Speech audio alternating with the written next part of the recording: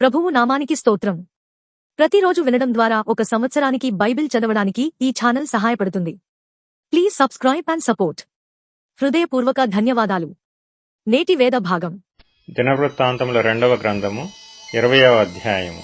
ఇది అయిన తరువాత మోయాబీయులను, అమ్మోనీయులను, మెయోనీయులలో కొందరును దండెత్తి యెహోషాపాతు మీదికి వచ్చిరి.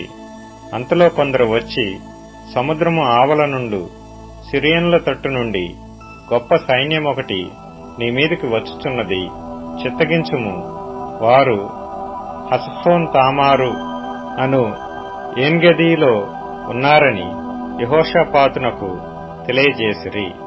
అందుకు యెహోషాపాతు భయపడి యెహోవా యొద్ద విచారించుటకు మనస్సు నిలుపుకొని యూదాయంతటా ఉపవాస దినము ఆచరింపవలనని చాటింపగా, యూదావారు యెహోవా వలని సహాయమును వేడుకొనుటకై కూడుకొనిరి. యెహోవా యొద్ద విచారించుటకు యూదా పట్టణములన్నిటిలో నుండి జనులు వచ్చిరి. యెహోషాపాతు యెహోవా మందిరములో క్రొత్తశాల ఎదుట సమాజముగా కూడిన యూదా యెరూషలేముల జనుల మధ్యను నిలువబడి, మా పితరుల దేవా యెహోవా, నీవు ఆకాశమందు దేవుడువై ఉన్నావు. అన్యజనుల రాజ్యములను ఏలువాడవు నీవే. నీవు బాహుబలము గలవాడవు, పరాక్రమము గలవాడవు. నిన్నెదిరించుటకెవరికి బలము చాలదు. నీ జనులైన ఇశ్రాయేలీల ఎదుట నుండి ఈ దేశపు కాపురస్తులను తోలివేసి, నీ స్నేహితుడైన అబ్రహాము యొక్క సంతతికి దీనిని శాశ్వతముగానిచ్చిన మా దేవుడవు నీవే.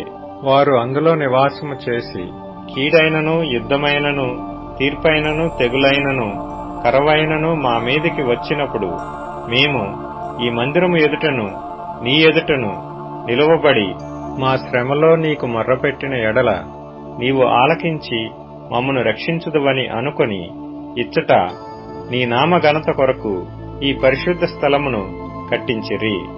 నీ పేరు ఈ మందిరమునకు పెట్టబడిన గదా. ఇశ్రాయేలీలు ఐగుప్తులో నుండి వచ్చినప్పుడు నీవు వారిని అమ్మోనీయులతోనూ, మోయాబీయులతోనూ, శేయీరు మన్యవాసులతోనూ యుద్ధము చేయనియ్యలేదు. గనుక ఇశ్రాయేలీయులు వారిని నిర్మూలము చేయక వారి యొద్ద నుండి తొలగిపోయిరి. మేము స్వతంత్రించుకొనవలెనని నీవు మాకిచ్చిన నీ స్వాస్థ్యములో నుండి మమ్మను తోలివేయుటకై వారు బయలుదేరి వచ్చి మాకెట్టి ప్రత్యుపకారము చేయుచున్నారో దృష్టించుము. మా దేవా, నీవు వారికి తీర్పు తీర్చవా? మా మీదికి వచ్చు ఈ గొప్ప సైన్యముతో యుద్ధము చేయుటకును మాకు శక్తి చాలదు, ఏమి చేయుటకును మాకు తోచదు. నీవే మాకు దిక్కు అని ప్రార్థన చేసెను. యూదావారందరూ తమ శిశువులతోనూ, భార్యలతోనూ, పిల్లలతోనూ యెహోవా సన్నిధిని నిలువబడిరి. అప్పుడు మత్తన్యాకు పుట్టిన యెహీయేలు కుమారుడైన బెనాయాకు జననమైన జకర్యా కుమారుడును, ఆసాపు సంతతి వాడును, లేవీయుడునగు యహజీయేలు సమాజములో ఉండెను. యెహోవా ఆత్మ అతని మీదికి రాగా అతడు ఇలాగు ప్రకటించెను: యూదావారులారా, యెరూషలేము కాపురస్తులారా, యెహోషాపాతు రాజా, మీరందరూ ఆలకించుడి. యెహోవా సెలవిచ్చినదేమనగా, ఈ గొప్ప సైన్యమునకు మీరు భయపడకుడి, జడియకుడి. ఈ యుద్ధము మీరు కాదు, దేవుడే జరిగించును. రేపు వారి మీదికి పోవుడి. వారు జీజు అను ఎక్కుడు మార్గమున వచ్చెదరు. మీరు ఎరువేలు అరణ్యము ముందరనున్న వాగు కొన దగ్గర వారిని కనుగొందురు. ఈ యుద్ధములో మీరు పోట్లాడవలసిన నిమిత్తము లేదు. యూదావారులారా, యెరూషలేము వారులారా, మీరు యుద్ధ పంక్తులు తీర్చి నిలువబడి మీతో కూడానున్న యెహోవా దయచేయు రక్షణను మీరు చూచెదరు. భయపడకుడి, జడియకుడి. రేపు వారి మీదికి పోవుడి. యెహోవా మీతో కూడా ఉండును. అప్పుడు యెహోషాపాతు సాష్టాంగ నమస్కారము చేసెను. యూదావారును, యెరూషలేము కాపురస్తులను యెహోవా సన్నిధిని సాగిలపడి నమస్కరించిరి. కహాతీయుల సంతతి వారును, కోరహీయుల సంతతి వారునగు లేవీయులు నిలువబడి గొప్ప శబ్దముతో ఇశ్రాయేలీల దేవుడైన యెహోవాను స్తుతించిరి. అంతట వారు ఉదయముననే లేచి తెకోవ అరణ్యమునకు పోయిరి. వారు పోవుచుండగా యెహోషాపాతు నిలువబడి, యూదావారులారా, యెరూషలేము కాపురస్తులారా, నా మాట వినుడి. మీ దేవుడైన యెహోవాను నమ్ముకొనుడి, అప్పుడు మీరు స్థిరపరచబడుదురు. ఆయన ప్రవక్తలను నమ్ముకొనుడి, అప్పుడు మీరు కృతార్థులగుదురని చెప్పెను. మరియు అతడు జనులను హెచ్చరిక చేసిన తరువాత యెహోవాను స్తుతించుటకు గాయకులను ఏర్పరిచి, వారు పరిశుద్ధాలంకారములు ధరించి సైన్యము ముందర నడుచుచు, యెహోవా కృప నిరంతరముండును, ఆయనను స్తుతించుడి అని స్తోత్రము చేయుటకు వారిని నియమించెను. వారు పాడుటకును స్తుతించుటకును మొదలు పెట్టగా, యెహోవా యూదావారి మీదికి వచ్చిన అమ్మోనీయుల మీదను, మోయాబీయుల మీదను, శేయీరు మన్యవాసుల మీదను మాటుగాండ్రను పెట్టెను గనుక వారు హతులైరి. అమ్మోనీయులను, మోయాబీయులను, శేయీరు మన్య నివాసులను బొత్తిగా చంపి నిర్మూలము చేయవలనని పొంచియుండి వారి మీద పడిరి. వారు శేయీరు కాపురస్తులను కడముట్టించిన తరువాత తమలో ఒకరినొకరు చంపుకొనుటకు మొదలుపెట్టిరి. యూదావారు అరణ్యమందున్న కాపరుల దుర్గము దగ్గరకు వచ్చి సైన్యము తట్టు చూడగా వారు శవములై నేలపడియుండిరి. ఒకడునూ తప్పించుకొనలేదు. యెహోషాపాతును అతని జనులను వారి వస్తువులను దోచుకొనుటకు దగ్గరకు రాగా ఆ శవముల యొద్ద విస్తారమైన ధనమును, ప్రశస్తమైన నగలను కనబడెను. వారు తమకిష్టమైనంత మట్టుకు తీసుకొని తాము కొనిపోగలిగినంత కంటే ఎక్కువగా ఒలుచుకొనిరి. కొల్లసొమ్ము అతి విస్తారమైనందున దానిని కూర్చుటకు 3 దినములు పట్టెను. 4వ దినమున వారు బెరాకా లోయలో కూడిరి. అక్కడ వారు యెహోవాకు కృతజ్ఞతాస్తుతులు చెల్లించినందున నేటి వరకును ఆ చోటికి బెరాకా లోయ అని పేరు. ఈలాగున యెహోవా వారి శత్రువుల మీద వారికి జయము అనుగ్రహించి వారిని సంతోషపరిచిన గనుక యెరూషలేమునకు ఉత్సవముతో మరలవలెనని యూదావారును, యెరూషలేము వారును వారందరికీ ముందు యెహోషాపాతును సాగి వెళ్లిరి. వారు యెరూషలేములోనున్న యెహోవా మందిరమునకు స్వరమండలములను, సితారాలను వాయించుచు బూరలు ఊదుచూ వచ్చిరి. ఇశ్రాయేలీల శత్రువులతో యెహోవా యుద్ధము చేసినని దేశముల రాజ్యముల వారందరూ వినగా దేవుని భయము వారందరి మీదికి వచ్చెను. ఈ ప్రకారము అతని దేవుడు చుట్టూనున్న వారిని జయించి అతనికి నెమ్మదిని అనుగ్రహింపగా యెహోషాపాతు రాజ్యము నిమ్మలముగా నుండెను. యెహోషాపాతు యూదా రాజ్యమును ఏలెను. అతడు ఏలనారంభించినప్పుడు 35 సంవత్సరముల వాడై యెరూషలేములో 25 సంవత్సరములు ఏలెను. అతని తల్లి షిల్హీ కుమార్తె, ఆమె పేరు అజూబా. అతడు యెహోవా దృష్టికి యథార్థముగా ప్రవర్తించి తన తండ్రి అయిన ఆసా మార్గమందు నడుచుచూ దానిలో నుండి తొలగిపోకుండెను. అయితే అప్పటికింకను జనులు తమ పితరుల దేవుని వెదుకుటకు తమ హృదయములను స్థిరపరచుకొనలేదు. అతడు ఉన్నత స్థలములను తీసివేయలేదు. యెహోషాపాతు చేసిన కార్యములన్నిటిని గూర్చి హనానీ కుమారుడైన యెహూ రచించిన గ్రంథమందు రాయబడి ఉన్నది. ఈ యెహూ పేరు ఇశ్రాయేలు రాజుల గ్రంథమందు కనబడుచున్నది. ఇది అయిన తరువాత యూదారాజైన యెహోషాపాతు మిక్కిలి దుర్మార్గముగా ప్రవర్తించిన ఇశ్రాయేలు రాజైన అహజ్యాతో స్నేహము చేసెను. తర్షీషునకు పోదగిన ఓడలను చేయింపవలనని యెహోషాపాతు అతనితో స్నేహము చేయగా వారు ఎసోన్గెబెరులో ఆ ఓడలను చేయించిరి. అప్పుడు మారేషా వాడును దోదావాహు కుమారుడునగు ఎలీయేజరు, నీవు అహజ్యాతో స్నేహము చేసుకొంటివి గనుక యెహోవా నీ పనులను భంగము చేయునని యెహోషాపాతు మీద ప్రవచనమొకటి చెప్పెను. ఆ ఓడలు తర్షీషునకు వెళ్లజాలకుండా బద్దలైపోయెను. దినవృత్తాంతములు 2వ గ్రంథము 21వ అధ్యాయం. యెహోషాపాతు తన పితరులతో కూడా నిద్రించి తన పితరుల చెంతను దావీదు పురమందు పాతిపెట్టబడెను. అతని కుమారుడైన యెహోరాము అతనికి బదులుగా రాజాయెను. యెహోషాపాతు కుమారులైన అజర్యా, యెహీయేలు, జకర్యా, అజర్యా, మిఖాయేలు, షఫట్య అనువారు ఇతనికి సహోదరులు. వీరందరూ ఇశ్రాయేలు రాజైన యెహోషాపాతు కుమారులు. వారి తండ్రి వెండి బంగారములను బహుమానములుగా ప్రశస్త వస్తువులనేకములను యూదాదేశములో ప్రాకారము గల పట్టణములను వారికిచ్చెను. అయితే యెహోరాము జ్యేష్ఠుడు గనుక అతనికి రాజ్యమును ఇచ్చెను. యెహోరాము తన తండ్రి రాజ్యమును ఏలనారంభించినప్పుడు తన్ను స్థిరపరచుకొని తన సహోదరులనందరినీ ఇశ్రాయేలీల అధిపతులలో కొందరిని హతము చేసెను. యెహోరాము ఏలనారంభించినప్పుడు 32 వాడు. అతడు యెరూషలేములో 8 సంవత్సరములు ఏలెను. అతడు ఆహాబు కుమార్తెను పెండ్లి చేసుకుని ఆహాబు సంతతి వారు నడిచిన ప్రకారముగా ఇశ్రాయేలు రాజుల మార్గమందు నడిచెను. అతడు యెహోవా దృష్టికి ప్రతికూలముగా ప్రవర్తించెను. అయినను యెహోవా తాను దావీదుతో చేసిన నిబంధన నిమిత్తమును అతనికిని అతని కుమారులకును నిత్యము దీపమిచ్చెదనని చేసిన వాగ్దానము నిమిత్తమును దావీదు సంతతిని నశింపజేయుటకు మనస్సు లేకయుండెను. అతని దినములలో ఎదోమీయులు తిరగబడి యూదావారి అధికారము త్రోసివేసి తమకు ఒక రాజును చేసుకొనగా యెహోరాము తన చేతి క్రిందనున్న అధికారులను వెంటబెట్టుకుని తన రథములన్నిటితో బయలుదేరి రాత్రివేళ లేచి తన్ను చుట్టుకొనిన ఎదోమీయులను రథాధిపతులను హతము చేసెను. కాగా నేటి వరకు జరుగుతున్నట్టు ఎదోమీయులు యూదావారి చేతి క్రిందనుండక తిరగబడిరి.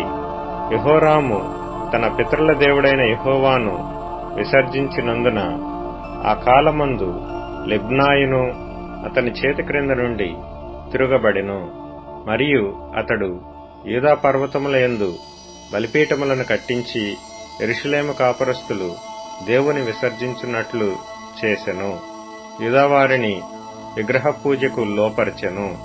అంతట ప్రవక్త అయిన ఏలియా యొక్క పత్రిక వ్రాసి అతని యొద్దకు పంపెను.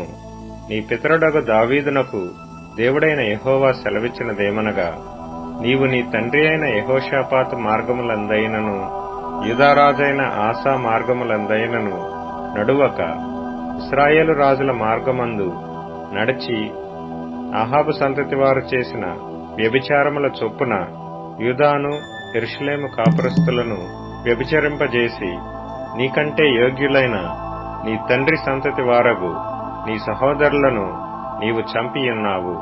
కాబట్టి గొప్ప తెగులు చేత యెహోవా నీ జనులను, నీ పిల్లలను, నీ భార్యలను, నీ వస్తువాహనములన్నిటినీ మొత్తును. నీవు ఉదరమున వ్యాధి కలిగి మిక్కిలి రోగివై యుందువు. దినక్రమేణా ఆ వ్యాధి చేత నీ పేగులు పడిపోవును. మరియు యెహోవా యెహోరాము మీదికి ఫిలిష్తీయులను, కూషీయుల చేరువనున్న అరబీయులను రేపగా వారు యూదా దేశము మీదికి వచ్చి దానిలో చొరబడి రాజనగరనందు దొరికిన సమస్త పదార్థములను అతని కుమారులను భార్యలను పట్టుకొని పోయిరి. అతని కుమారులలో కనిష్ఠుడైన యెహోయాహాజు తప్ప అతనికి ఒక్క కుమారుడైనను విడువబడలేదు.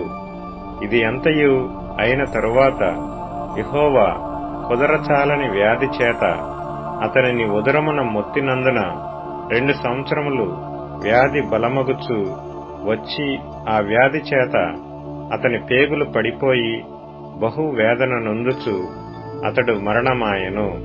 అతని జనులు అతని పితరులకు చేసిన ఉత్తర క్రియలు అతనికి చేయలేదు. అతడు ఏలనారంభించినప్పుడు 32 వాడు. యెరూషలేములో 8 సంవత్సరములు ఏలి ఎవరికినీ ఇష్టము లేని వాడై అతడు చనిపోయెను. రాజుల సమాధులలో గాక దావీదు పురమందు వేరు చోట జనులు అతని పాతిపెట్టిరి. లూకా సువార్త 19వ అధ్యాయం.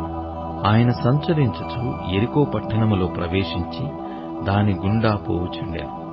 ఇదిగో సుంకపు గుత్తదారుడును ధనవంతుడునైన జక్కయ్య అను పేరుగల ఒకడు యేసు ఎవరో అని చూడగోరును గాని పుట్టివాడైనందున జనులు గుంపు కూడి ఉండుట వలన చూడలేకపోయాను. అప్పుడు యేసు ఆ త్రోవను రానయ్యుండెను గనుక అతడు ముందుగా పరిగెత్తి ఆయనను చూసుటకు ఒక మేడి చెట్టెక్కెను. యేసు ఆ చోటికి వచ్చినప్పుడు కన్నులెత్తి చూచి, జక్కయ్యా, త్వరగా దిగుము, నేడు నేను నీ ఇంట ఉండవలసి ఉన్నదని అతనితో చెప్పగా అతడు త్వరగా దిగి సంతోషముతో ఆయనను చేర్చుకొనెను. అందరూ అది చూచి, ఈయన పాపి అయిన మనుషుని యొద్ద బస చేయ వెళ్ళెనని చాలా సనుగుకొని, జక్కయ్య నిలవబడి, ఇదిగో ప్రభువా, నా ఆస్తిలో సగము బీదలకిచ్చుచున్నాను. నేనెవని యొద్దనైనను అన్యాయముగా దేనినైనను తీసుకుని ఎడల అతనికి 4 అంతలు మరల చెల్లింతునని ప్రభువుతో చెప్పాను. అందుకు యేసు, ఇతడును అబ్రహాము కుమారుడే, ఎందుకనగా నేడు ఈ ఇంటికి రక్షణ వచ్చియున్నది. నశించిన దానిని వెదికి రక్షించుటకు మనుష్య కుమారుడు వచ్చినని అతనితో చెప్పాను. వారు ఈ మాటలు వినుచుండగా తాను యెరూషలేమునకు సమీపమున ఉండుట వలనను దేవుని రాజ్యము వెంటనే అగపడునని వారు తలంచుట వలనను ఆయన మరియొక ఉపమానము చెప్పాను. ఏమనగా, రాజకుమారుడొక రాజ్యము సంపాదించుకొని మరల రావలెనని దూరదేశమునకు ప్రయాణమై తన దాసులను 10 మందిని పిలిచి వారికి 10 మీనాలనిచ్చి నేను వచ్చు వరకు వ్యాపారము చేయుడని వారితో చెప్పాను. అయితే అతని పట్టణస్థులతని ద్వేషించి, ఇతడు మమ్ము నేలుట మాకిష్టము లేదని అతని వెనుక రాయబారము పంపిరి. అతడు ఆ రాజ్యము సంపాదించుకొని తిరిగి వచ్చినప్పుడు ప్రతివాడును వ్యాపారము వలన ఏమేమి సంపాదించెనో తెలుసుకొనుటకై తాను సొమ్మిచ్చిన దాసులను తన యొద్దకు పిలువమని ఆజ్ఞాపించెను. మొదటివాడు ఆయన ఎదుటికి వచ్చి, అయ్యా, నీ మీనా వలన 10 మీనాలు లభించెనని చెప్పగా అతడు, భలా మంచి దాసుడా, నీవు ఈ కొంచెములో నమ్మకముగా ఉంటివి గనక 10 పట్టణముల మీద అధికారివై యుండుమని వానితో చెప్పాను. అంతటా రెండవ వాడు వచ్చి, అయ్యా, నీ మీనా వలన 5 మీనాలు లభించెననగా అతడు, నీవును 5 పట్టణముల మీద ఉండుమని అతనితో చెప్పాను.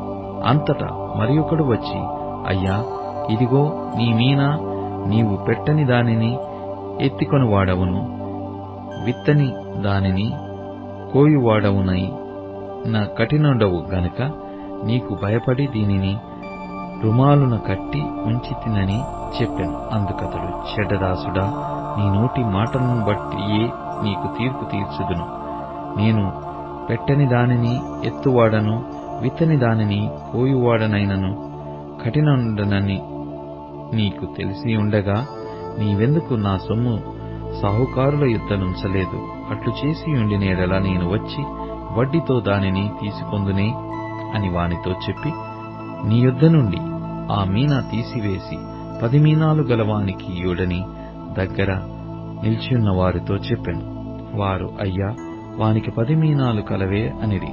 అందుకతడు, కలిగిన ప్రతి వానికిని ఇయ్యబడును, లేని వాని యొద్ద నుండి వానికి కలిగినదియు తీసివేయబడునని మీతో చెప్పుచున్నాను. మరియు నేను తమ్మును ఏలుటకు ఇష్టము లేని నా శత్రువులను ఇక్కడికి తీసుకుని వచ్చి నా ఎదుట సంహరించుడని చెప్పాను. యేసు ఈ మాటలు చెప్పి యెరూషలేమునకు వెళ్ళవలెనని ముందు సాగిపోయాను. ఆయన ఒలీవల కొండల దగ్గరనున్న బేత్పగే, బేతనియ అను గ్రామముల సమీపమునకు వచ్చినప్పుడు తన శిష్యులనిద్దరిని పిలిచి, మీరు ఎదుటనున్న గ్రామమునకు వెళ్ళుడి. అందులో మీరు ప్రవేశింపగానే కట్టబడి ఉన్న ఒక గాడిద పిల్ల మీకు కనబడును. దానిమీద ఏ మనుష్యుడును ఎన్నడూ కూర్చుండలేదు.